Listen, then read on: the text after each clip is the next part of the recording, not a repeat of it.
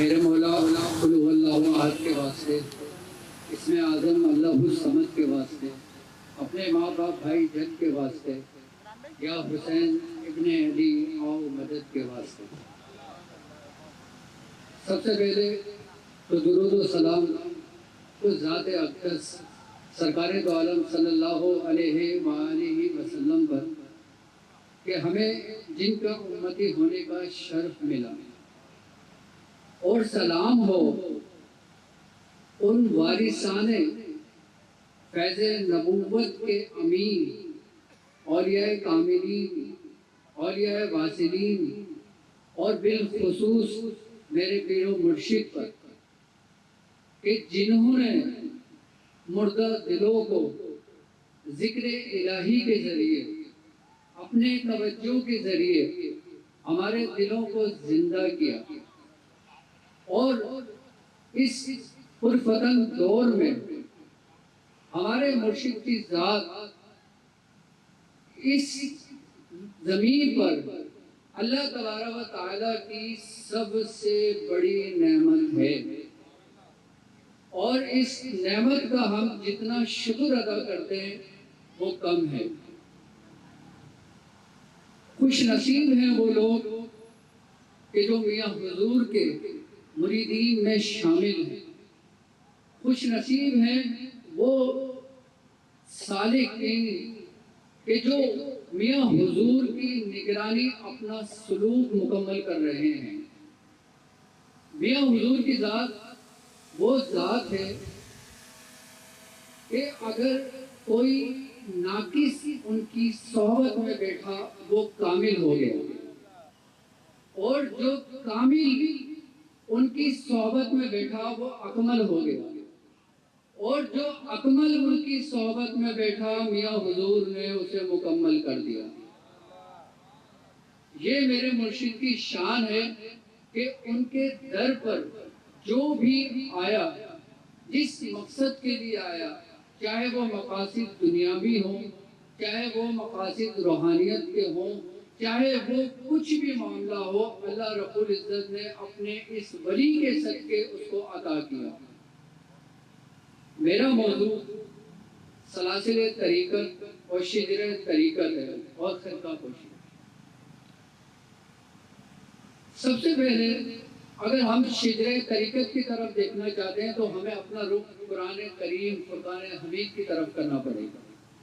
اللہ رب العزت سورہ توبہ آیت نمبر 119 میں فرماتا ہے کہ یا ایھا الذین آمنوا اتقوا اللہ کونوا مع الصادقین، کہ اے ایمان والوں، اللہ تعالیٰ کس سے مخاطب ہے؟ اہل ایمان والوں سے، کہ اے ایمان والوں اللہ سے ڈرو اور سچے لوگوں کی صحبت اختیار کرو۔ اب یہ سچے لوگ کون ہیں؟ یہ صادقین کون ہیں؟ سرکار دو عالم صلی اللہ علیہ وآلہ وسلم نے جن کی تربیت فرمائی، صحابی رسول نے جن کی تربیت فرمائی، جو تابعین تھے، جو تبع تابعین تھے، جو علماء کرام تھے، جو عالم دین تھے، اور اس کے بعد یہ سلسلہ چلتا ہوا ایک کڑی سے جڑتا چلا گیا۔ شجرے کے بارے میں ہمارے میاں حضور فرماتے ہیں کہ شجرہ ایک درخت کے مانند ہے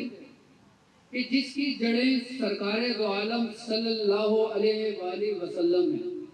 اور ہم تمام لوگ اس درخت کی شاخیں ہیں۔ جب تک ہم ان جڑوں سے جڑے رہیں گے ہم کامیاب اور ان لوگوں میں شامل رہیں گے کہ جن سے ہمارا رب راضی ہو۔ اور اگر ہم ان جڑوں سے کٹ گئے تو ہم ہلاک ہو گئے۔ اب اگر ہم شجرے کی بات کرتے ہیں تو اس میں ایک نسب خاندانی ہوتا ہے اور ایک نسب روحانی ہوتا ہے۔ اگر نسب خاندانی کی بات کی جائے تو اعلیٰ نسب کہ جیسے سرکار دو عالم صلی اللہ علیہ وآلہ وسلم کے چچا ابو لہب اعلیٰ نسل رکھنے کے باوجود بھی اس کا نسب اسے جہنم سے نہ بچا سکا، اور اگر نظم روحانی کی بات کرتے ہیں، نظم طریقت کی بات کرتے ہیں، تو حضرت بلال حبشی رحمۃ اللہ علیہ کے جن کا تعلق حبش سے تھا، اور حضرت سلیمان فارسی رضی اللہ تعالیٰ عنہ کہ جن کا تعلق ایران سے تھا، لیکن سرکار دو عالم صلی اللہ علیہ وآلہ وسلم کی محبت میں، ان کی اطاعت میں اور ان سے نسب کی صورت میں آپ کو سرکار دو عالم صلی اللہ علیہ وآلہ وسلم نے وہ مقام عطا کیا جو کسی ریاضت سے نہ مل سکتا۔ آپ صلی اللہ علیہ وآلہ وسلم نے فرمایا، اے سلمان، تم ہم میں ہماری اہل بیت کی طرح ہو۔ یہ مقام کیا عطا ہوا کہ تم ہم میں ہمارے اہل بیت کی طرح ہو، یعنی کہ تم پاک ہو، اور خوش نصیب ہیں وہ لوگ کہ جو میاں حضور کی اس ذات سے جڑے کہ جو میاں حضور کو خانوادہ حاصل ہے، جو سلسلہ حاصل ہے کہ جسے سلسلہ ذہب کہا جاتا ہے، یعنی کہ سونے کا سلسلہ۔ اب یہ سونے کا سلسلہ کیسے کہتے ہیں؟ ہمارے مرشد کامل فرماتے ہیں کہ صوفیوں کے نزدیک سلسلہ ذہب اس سلسلے کو کہا جاتا ہے کہ جس میں اہل بیت اور 12 امام کی نسبت شامل ہو، یعنی کہ یہ وہ سلسلہ کہ جو مرج البحرین کہلاتا ہے۔ اچھا، یہ وہ سلسلے ہیں کہ جو بہت کم لوگوں کے حصے میں اور نصیب میں آئے، یہاں تک کہ اولیاء کاملین نے اس داخلی سلسلے میں ہونے کی دعائیں کی ہیں، اور ہم لوگ وہ خوش نصیب لوگ ہیں کہ ہمیں میاں حضور کی برکت سے وہ سلسلہ ملا، کہ وہ سلسلہ کہ جس کے بارے میں حضرت سیدنا قطب ربانی محبوب سبحانی میر میرا حضرت سیدنا شیخ عبدالقادر جیلانی رضی اللہ تعالیٰ عنہ فرماتے ہیں کہ میرے سلسلے کا ایک کتا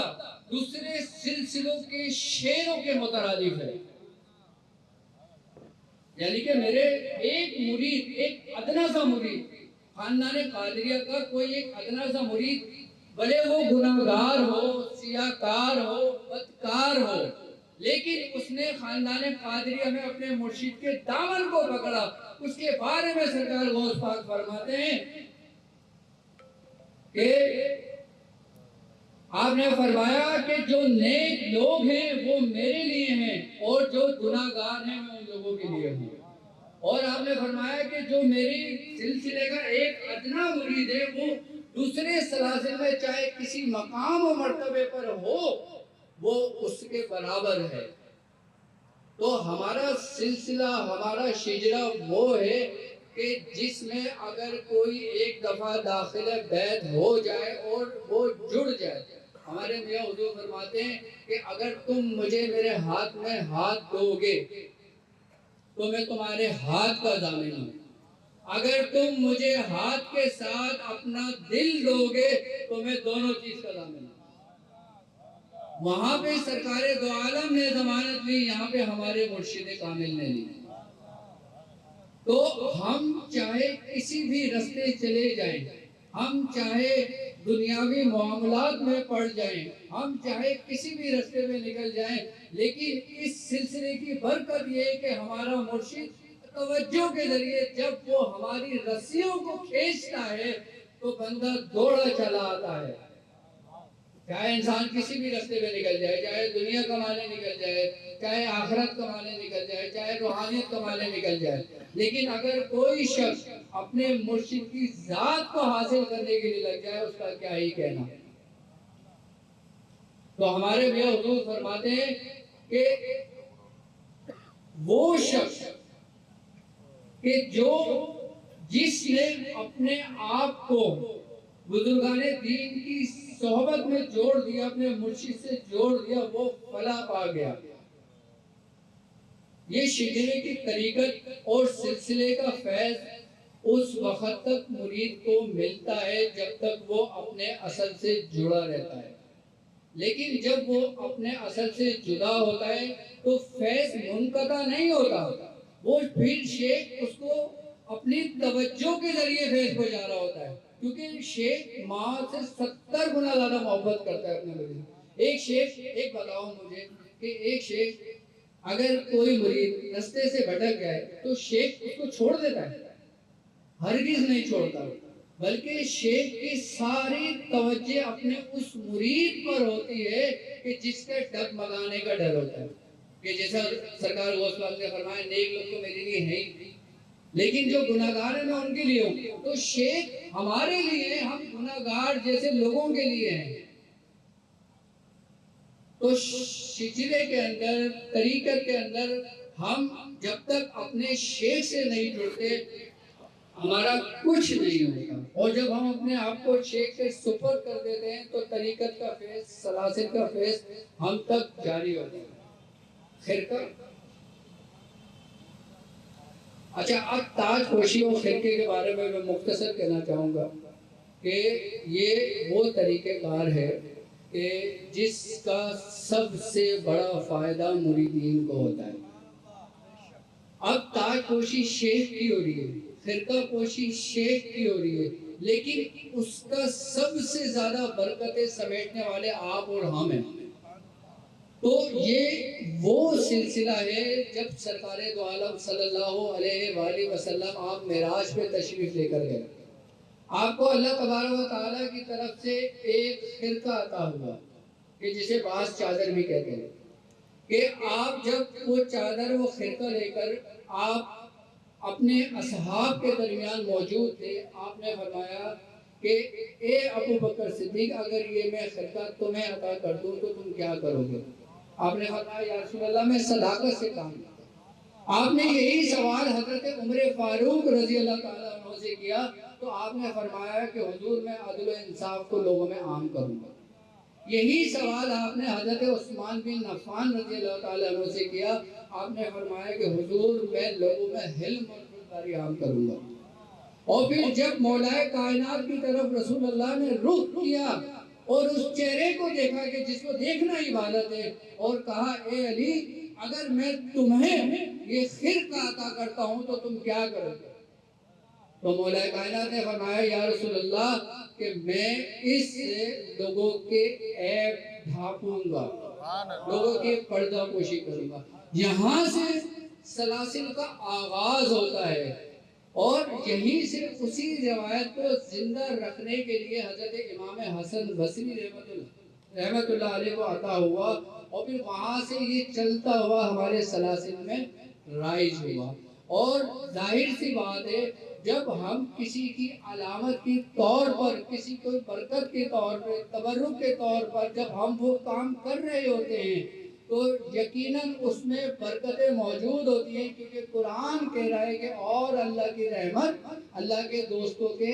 قریب ہے، اور جب اللہ کے دوست ہمارے اور ہم ان کے قریب ہوں تو یقیناً ہم برکتیں اپنے دامن میں اتنی سمیٹیں گے کہ ہم اس کا شمار نہیں کر سکتے۔ اور آخر میں جاتے جاتے ایک بات ضرور کہنا چاہوں گا کہ ہم جب محفل سما میں ہوتے ہیں تو ہم محفل سما میں کس طرح اپنے آپ کو اس ذکر میں ڈھال سکتے ہیں کہ ہمارا چلنا پھرنا اٹھنا بیٹھنا عبادت میں شامل ہو جائے۔ ہمارے مرشد جو کامل میاں حضور فرماتے ہیں کہ جب تم کسی روحانی محفل میں جایا کرو تو اپنے قلب کو، اپنے قلب پر نظر رکھا کرو، اور جب تم قدم اٹھایا کرو تو ایک مرتبہ لا الہ اور پھر ہر قدم پہ الا اللہ الا اللہ الا اللہ کہہ کے چلتے رہا کرو اپنے قلب میں۔ اور جو شخص اس تصور میں جتنے قدم اٹھاتا ہے، جب اس کا یہ ذکر بھی، اور وہ ذکر جو میاں حضور اپنے مرشد کامل کی صحبت میں اور اس کی محفل میں ہو رہا ہے، اور ایک ذکر کی توجہ، ذکر کی برکت، اور پھر آپ کے شیخ کی توجہ، اور پھر آپ کی شیخ کی برکت ہے، یقیناً یہ وہ ٹکڑا ہے کہ جس کے بارے میں سرکار دو عالم صلی اللہ علیہ وآلہ وسلم کا فرمان عالی شان ہے۔ آپ نے فرمایا کہ جس جگہ اللہ کا ذکر کیا جاتا ہے، جس جگہ اس کے دوستوں کا ذکر کیا جاتا ہے، کہ جیسے ہم لوگ آج اس ذکر کی محفل میں موجود ہیں، اس محفل میں بیٹھے ہوئے ہیں، وہ ٹکڑا رسول اللہ نے فرمایا کہ وہ ٹکڑا آسمان والوں کے لیے ایسے ہوتا ہے کہ جیسے زمین والوں کے لیے چمکتا ہوا ستارہ۔ اور وہ محفل کے جس میں اللہ کا ذکر کیا جائے، اللہ کے دوستوں کا ذکر کیا جائے، اس محفل میں بزرگ فرماتے ہیں کہ ملائکہ کی بھی حاضری ہوتی ہے۔ اور یقیناً کہ جب ہم ایسی محفل میں بیٹھے ہوں جہاں پہ رب کا ذکر ہو، حضور کا ذکر ہو، مرشد کا ذکر ہو، اور پھر ذکر اللہ نور ہو، تو پھر ہماری حالتوں کا کیا کہنا۔ یقیناً یہ وہ دن ہوتا ہے سالانہ محفل کا کہ جس میں ہم جیسے گناہگار لوگ دنیا بھر سے آتے ہیں، پاکستان کے مختلف شہروں سے آتے ہیں، اپنے دلوں کو صاف کرنے کے لیے، اپنے گندے غلاظت کپڑے اتارنے کے لیے، تاکہ ہم پہ نظر ہو اور ہماری بیٹری چارج ہو جائے اور پھر ہم ان لوگوں میں شامل ہو جائیں کہ جن سے مرشد راضی ہو۔ اب مجھے اجازت دیجیے اس بات میں کہ آپ لوگ اپنا بہت خیال رکھیں گے۔ السلام علیکم ورحمۃ اللہ وبرکاتہ۔